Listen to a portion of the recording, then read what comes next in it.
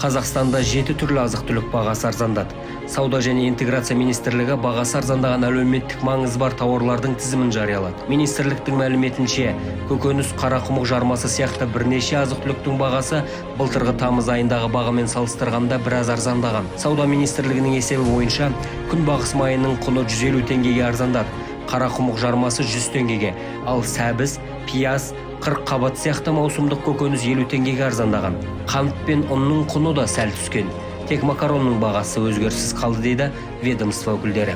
Әлеуметтік маңызды азық-түлік бағасы күнбағыс майы 2023 жылы 781 теңге болса, 2024 жылы 626 теңгеге арзандаған.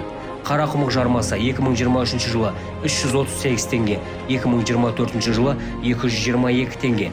Пияз 2023 жылы 177 теңге, 2024 жылы 129 теңге.